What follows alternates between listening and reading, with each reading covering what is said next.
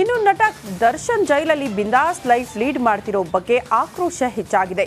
ಜೈಲಿನ ಭ್ರಷ್ಟ ವ್ಯವಸ್ಥೆ ಬಗ್ಗೆ ನಿವೃತ್ತ ಪೊಲೀಸ್ ಕಮಿಷನರ್ ಭಾಸ್ಕರ್ ರಾವ್ ಕಿಡಿಕಾರಿದ್ದಾರೆ. ಜೈಲಿನ ವ್ಯವಸ್ಥೆ ಹಾಗೂ ಗೃಹ ಇಲಾಖೆ ಭ್ರಷ್ಟ ವ್ಯವಸ್ಥೆ ಬಗ್ಗೆ ರಿಪಬ್ಲಿಕನ್ ಜೊತೆ ಭಾಸ್ಕರ್ ರಾವ್ ಖಡಕ್ ಮಾತುಗಳನ್ನಾಡಿದ್ದಾರೆ. ಏನ್ ಹೇಳಿದ್ದಾರೆ ಬನ್ನಿ ನೋಡ್ಕೊಂಡು ಬರೋಣ. ಈಗ ತಮಗೊಂದು ಫೋಟೋನ ನೋಡಿದ್ರಿ ತಾವು, ಇದೆಲ್ಲ ನೋಡಿದ್ರೆ ಜೈಲಿನಲ್ಲಿ ಇಷ್ಟೆಲ್ಲ ಸೌಲಭ್ಯಗಳು ಇದೆಯಾ ಅಂತ ಒಬ್ಬ ಅಪರಾಧಿವಾದವ್ರಿಗೆ ಅಥವಾ ಆರೋಪಿತ ಹೋದಂಥ ಒಂದು ಸಂದರ್ಭದಲ್ಲಿ ಜೈಲಿನಲ್ಲಿ ಇಷ್ಟರ ಮಟ್ಟಿಗೆ ಸೌಲಭ್ಯಗಳು ಸಿಗುತ್ತೆ. ರೌಡಿಗಳ ಜೊತೆ ಸಂಪರ್ಕ, ಒಡನಾಟ, ಮಾತುಕತೆ, ವಾಕಿಂಗು, ಟಾಕಿಂಗು ಇದೆಲ್ಲವೂ ಇದೆಯಾ ಅಂತಂದರೆ ಇವರು ಪೊಲೀಸ್ ಕಮಿಷನರ್ ಅಧಿಕಾರಿಯಾಗಿದ್ದಂಥವ್ರು, ಹಿರಿಯರಾಗಿದ್ದಂಥವ್ರು. ಏನು ಹೇಳ್ತೀರಿ ಸರ್ ಈ ಒಂದು ಆಡಳಿತದ ವ್ಯವಸ್ಥೆ?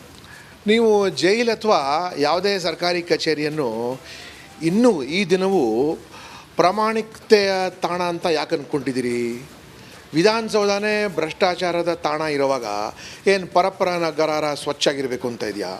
ಕಂಡಾಪಟ್ಟೆ ಅಲ್ಲೇ ಲಂಚಕೋರರು, ಕಳ್ಳರು, ಕಾಕರು ಅಲ್ಲಿ ಇರೋವಾಗ ಬಹಿರಂಗವಾಗಿ ಕೋಟ್ಯಾಂತರ ರೂಪಾಯಿ ಕಮಿಷನ್ ತಿಂತಾ ಇರೋವಾಗ ಎಲ್ಲ ರೀತಿಯಾಗಿ ಕಾರ್ಪೊರೇಷನ್ನು, BBMP ಇರಲಿ, ಇಂಜಿನಿಯರ್ಗಳ ಕಚೇರಿ ಇರಲಿ, ಪರಪ್ಪ ನಗರನೂ ಇನ್ನೊಂದು ಸರ್ಕಾರಿ ಕಚೇರಿ, ಅಲ್ಲೂ ಕೂಡ ಭ್ರಷ್ಟವಾದ ವಾತಾವರಣ ನಡೆಯುತ್ತೆ. ಈ ಭ್ರಷ್ಟತೆ ಯಾರು ತಂದಿಟ್ಟಿರೋದು? ಈ ವರ್ಗಾವಣೆ ದಂಧೆಯಿಂದ ಹರಾಜುಕರಣಿಗಳು ತಂದಿಟ್ಟಿರೋದು ಅಲ್ಲಿಗೆ. ಮತ್ತು ಎಲ್ಲ ಅನುಭವಕ್ಕೆ ಏನಂತೀರಿ ನೀವು, ಇನ್ಫ್ಲೂಯೆನ್ಷಿಯಲ್ ಪರ್ಸನ್ಸ್ ಜೈಲೊಳಗೆ ಹೋಗ್ತಾರೆ. ಸೊ ಇನ್ಫ್ಲೂಯೆನ್ಷಿಯಲ್ ಪರ್ಸನ್ಸ್ ಏನಿದೆ ಒಳ್ಳೆ ದುಡ್ಡಿರುತ್ತೆ ಅವ್ರ ಹತ್ರ, ಕಾಂಟ್ಯಾಕ್ಟ್ಸ್ ಇರುತ್ತೆ ಅವ್ರ ಹತ್ರ. ಸೊ ಈ ಪಾಪದವರ ಅಧಿಕಾರಿಗಳಿಗೆ ಥ್ರೆಟನ್, ಬಿಡ್ರಿ ಅವ್ರಿಗೆ, ಮಾಡಿರಿ ಅವ್ರಿಗೆ, ಕೊಡ್ರಿ ಅವ್ರಿಗೆ ಅಂತ ಹೇಳಿ ಏನಾದರೂ ಒಂದು ಥ್ರೆಟನ್ ಮಾಡಿಸ್ತಾರೆ. ಸೊ ಯಾಕೆ ಆಶ್ಚರ್ಯ ಯಾಕೆ ಪಡ್ತೀರಿ ನೀವು? ಅವರೊಬ್ಬರೇ ಅಲ್ಲ, ಬೇರೆ ಭಾಳಷ್ಟು ಜನ ಇದ್ದಾರೆ. ಎಲ್ಲರೂ ಐಶೋ ಆರಾಮಿ ಜೀವನ ಒಂದು ರೀತಿ ಪರಪ್ಪನ ಅಗ್ರಹಾರ ರೆಸಾರ್ಟಲ್ಲಿ ಇದ್ದಾರೆ. ಅವರು ಟಾಪ್ ಮೋಸ್ಟ್ ಲೆವೆಲಲ್ಲಿ ನಿಮಗೆ ಇಂಟಗ್ರಿಟಿ ಇಲ್ದಿರೋವಾಗ ಮಧ್ಯದಲ್ಲಿ ನಾವೆಲ್ಲ ಮಾಡೋಕ್ಕೆ ಹೋದರೆ ಸುಮ್ಮನೆ ನಮ್ಮ ಕೈಕಾಲು ನಾವು ಸುಟ್ಕೊಳ್ತೀವಿ. ನಮಗೆ ಮೇಲಿಂದನೂ ಸಪೋರ್ಟ್ ಸಿಗೋಲ್ಲ, ಕೆಳಗಿಂದನೂ ಸಪೋರ್ಟ್ ಸಿಗೋಲ್ಲ. ಸೊ ಅದಕ್ಕೆ ಹಾಳಾಗಲಿಂದ ಬಿಟ್ಬಿಡ್ತೀವಿ, ಅಟ್ಲೀಸ್ಟ್ ನಮ್ಮ ತೊಂದರೆಗೆ ಯಾರು ಬರಬಾರ್ದು ಅಂತ. ಈಗ ನೀವು ಹೇಳಿದ್ರಿ ಅವ್ರಿಗೆ ಸಿಗರೇಟ್ ಸಿಕ್ತು, ನೀವು ಫೋಟೋಗ್ರಾಫ್ ನೋಡಿದ್ರೆ ಅದು ಜೈಲು ಅಂತ ಹೇಳೋಕ್ಕಾಗತ್ತೆ? ಯಾವುದು ಹಿಂದುಗಡೆ ಒಳ್ಳೆ ಕೋಟೆ ಇದ್ದಂಗೆ ಇದೆ, ಬಿಲ್ಡಿಂಗ್ ಇದೆ, ಅಲ್ಲಿಗೆ ಆರಾಮಾಗೆ ಬೆತ್ತದ ಕುರ್ಚಿ ಮೇಲೆ ಕೂತ್ಕೊಂಡು ಒಳ್ಳೆ ಕಾಫಿ ಮಗ್ಗಲ್ಲಿ ಕಾಫಿ ಕುಡ್ಕೊಂಡು ಸಿಗರೇಟ್ಸ್ ಇಟ್ಕೊಂಡಿದ್ದಾರೆ ಅಂದರೆ it is a comfortable stay. This means lot of ಭಾಳ ಜನರಿಗೆ ಅವ್ರಿಗೆ ಅನುಕೂಲ ಮಾಡಿಕೊಡ್ಬೇಕು ಅಂತ ಸೂಚನೆ ಕೊಟ್ಟಾಗಿದೆ. ಮತ್ತು ಅದರ ಪ್ರಕಾರ ಹಂಗೆ ನಡೀತಾ ಇದೆ. ಇಂಥ ಲೂಸ್ ಆಡಳಿತ ಇದ್ದರೆ ಈ ಬರೀ ಯಾರ ಹತ್ರ ದುಡ್ಡು ಮತ್ತು ಪ್ರಭಾವ ಇದೆ ಅವ್ರಿಗೆ ಬೆನಿಫಿಟ್ ಆಗುತ್ತೆ. ಅವ್ರಿಗೆ ಈ ಮಧ್ಯದಲ್ಲಿರೋರಿಗೆ ಏನಾಗಲ್ಲ. ಯಾರು ಇವರೆಲ್ಲ ಪ್ರಾಮಿಸ್ ಮಾಡಿದಾರಲ್ಲ, ನಾವು ಒಳ್ಳೆ ಸ್ವಚ್ಛ ಆಡಳಿತ ತರ್ತೀವಿ, ಭ್ರಷ್ಟಾಚಾರ ತೆಗಿತೀವಿ ಅಂತ. ಏನು what difference have they brought about? ಹಾಗೆ ಇದೆ, ಮುಂಚೆ ಇದ್ದಂಗೆ ಇದೆ. ಅದಕ್ಕಿಂತ ಇನ್ನೂ ಅಧ್ವಾನಾಗಿದೆ. ಇನ್ಫ್ಯಾಕ್ಟ್ ಜೈಲಿಗೆ ಹೋಗೋದ್ರಲ್ಲೇ ಭಾಳ ಆರಾಮಿದೆ. ಜೈಲಿಗೆ ಹೋಗಿ ಅಲ್ಲಿ ಕಂಫರ್ಟಬಲ್ ಆಗಿರ್ಬೋದು, ಯಾರು ಕಾಟಾನೂ ಇರೋಲ್ಲ ಅಲ್ಲಿಗೆ, ಮತ್ತು ಅಲ್ಲಿ ನೋಡ್ಕೊಳ್ಳೋರು ಮಾಡೋಳು ಇತ್ಯಾದಿಗಳು ಚೆನ್ನಾಗೇ ಅಲ್ಲಿಗೆ ಇರ್ತಾರೆ ಅಲ್ಲಿಗೆ. ಸೊ ಇದೆಲ್ಲ ಸರಿ ಮಾಡೋಕ್ಕೆ ಒಬ್ಬರು ಮುಖ್ಯಮಂತ್ರಿ ಇದ್ದಾರೆ, ಒಬ್ಬರು ಉಪಮುಖ್ಯಮಂತ್ರಿ ಇದ್ದಾರೆ.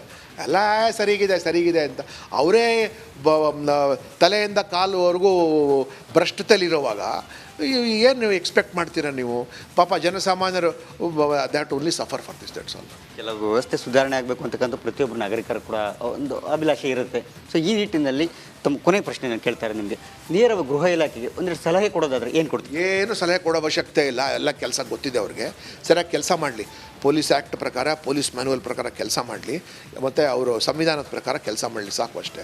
ಇದಿಷ್ಟು ಕೂಡ ರಿಟೈರ್ಡ್ ಪೊಲೀಸ್ ಕಮಿಷನರ್ ಭಾಸ್ಕರ್ ಅವರ ಮಂಡಳದ ಮಾತು. ಜೊತೆಗೆ ಅವರು ನೇರವಾಗಿ ಇಡೀ ಸರ್ಕಾರದ ವ್ಯವಸ್ಥೆಯ ಬಗ್ಗೆನೇ ನೇರವಾದಂಥ ಪ್ರಶ್ನೆಯನ್ನು ಮಾಡ್ತಾ ಇರ್ತಕ್ಕಂಥದ್ದು. ಜೊತೆಗೆ ಗೃಹ ಸಚಿವರು ಜವಾಬ್ದಾರಿಯುತವಾದಂಥ ಕೆಲಸವನ್ನು ನಿರ್ವಹಿಸಿದರೆ ಇದು ಇಷ್ಟೆಲ್ಲ ಅವ್ಯವಹಾರಗಳು ಅಥವಾ ಈ ರೀತಿಯ ಭ್ರಷ್ಟತೆ ಆಗೋದಿಲ್ಲ ಅಂತಕ್ಕಂಥದ್ದನ್ನು ತಮ್ಮ ನೇರ ನುಡಿಗಳಲ್ಲಿ ಹೇಳಿರ್ತಕ್ಕಂಥದ್ದು. ಕ್ಯಾಮ್ರಾ ಪರ್ಸನ್ ಮಧು ಜೊತೆ ಸುರೇಶ್, ರಿಪಬ್ಲಿಕ್ ಕನ್ನಡ, ಬೆಂಗಳೂರು. ಉಡುಪಿ ಜಿಲ್ಲೆಯನ್ನೇ ಬೆಚ್ಚಿ ಬೀಳಿಸಿದ ಅತ್ಯಾಚಾರ ಪ್ರಕರಣಕ್ಕೆ ಬೇಕ್ ಟ್ವಿಸ್ಟ್ ಸಿಕ್ಕಿದೆ. ಸಂತ್ರಸ್ತೆ ಹಾಗೂ ಆರೋಪಿಗಳ ಬ್ಲಡ್ ರಿಪೋರ್ಟ್ ಪೊಲೀಸರ ಕೈ ಸೇರಿದ್ದು, ಮಾದಕ ವಸ್ತು ಸೇರಿರುವ ಬಗ್ಗೆ ಪಾಸಿಟಿವ್ ರಿಪೋರ್ಟ್ ಬಂದಿದೆ. ಅಷ್ಟಕ್ಕೂ ಯಾರ ರಕ್ತದಲ್ಲಿ ಮಾದಕ ವಸ್ತುವಿನ ಅಂಶ ಪತ್ತೆಯಾಗಿದೆ ಅನ್ನೋದರ ಕಂಪ್ಲೀಟ್ ರಿಪೋರ್ಟ್ ಇಲ್ಲಿದೆ ನೋಡಿ.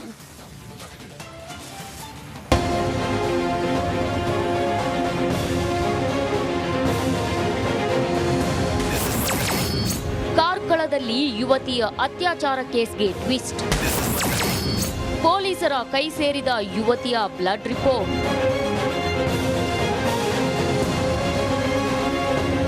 ಉಡುಪಿ ಜಿಲ್ಲೆ ಕಾರ್ಕಳದಲ್ಲಿ ಕಾಮುಕರು ಅಟ್ಟಹಾಸ ಮೆರೆದಿದ್ರು. ಮದ್ಯದಲ್ಲಿ ಅಮಲು ಭರಿಸುವ ಪದಾರ್ಥ ಮಿಕ್ಸ್ ಮಾಡಿ ಯುವತಿಗೆ ಬಲವಂತವಾಗಿ ಕುಡಿಸಿ ಕಾಮುಕರು ಅತ್ಯಾಚಾರವೆಸಗಿದ್ರು. ಇದೀಗ ಈ ಪ್ರಕರಣಕ್ಕೆ ಬಿಗ್ ಟ್ವಿಸ್ಟ್ ಸಿಕ್ಕಿದೆ. ಯುವತಿಯ ಬ್ಲಡ್ ರಿಪೋರ್ಟ್ ಪೊಲೀಸರ ಕೈ ಸೇರಿದೆ.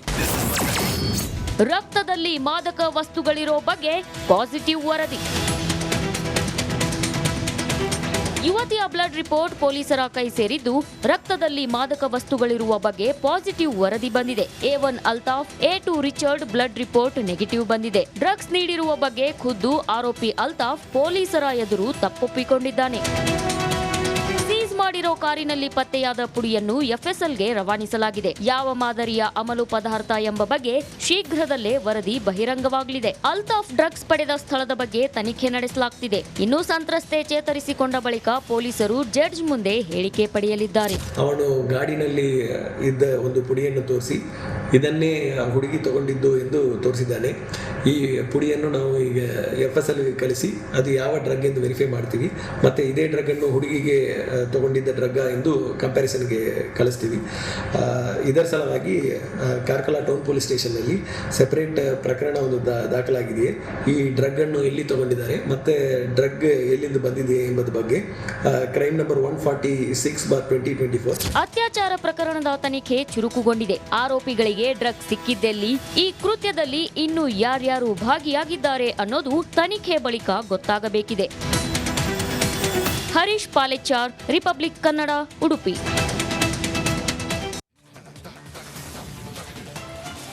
ರಾಜ್ಯದಲ್ಲಿ ಸರ್ಕಾರ ಯಾವಾಗ ಉಳಿಯುತ್ತೋ ಇನ್ಯಾವಾಗ ಉರುಳುತ್ತೋ ಅನ್ನೋ ಅನುಮಾನ ಮತ್ತೆ ಶುರುವಾಗ್ಬಿಟ್ಟಿದೆ. ಇದಕ್ಕೆ ಕಾರಣವೇ ಮಂಡ್ಯ ಶಾಸಕರು ಸಿಡಿಸಿರೋ ಹೊಸದೊಂದು ಬಾಂಬ್. ಏನದು ಆ ಕುರಿತ ರಿಪೋರ್ಟ್ ಇಲ್ಲಿದೆ.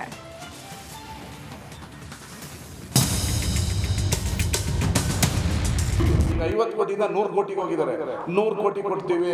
ಮೊನ್ನೆ ಯಾರೋ ಒಬ್ಬ ಫೋನ್ ಮಾಡಿದ್ದ, ಸರ್ 100 ರೆಡಿ. ಬಿಜೆಪಿ ಅವರು 100, ಈಗ 50ರಿಂದ 100ಕ್ಕೆ ಹೋಗಿದ್ದಾರೆ ಬಿಜೆಪಿ ಅವರು. ಮಂಡ್ಯ ಶಾಸಕರ ಈ ಬಾಂಬ್ ಸಂಚಲನ ಸೃಷ್ಟಿಸಿದೆ. ರಾಜ್ಯದಲ್ಲಿ ಮತ್ತೆ ಆಪರೇಷನ್ ಕಮಲ ಶುರುವಾಯ್ತಾ ಅನ್ನೋ ಅನುಮಾನ ಮೂಡಿಸಿದೆ.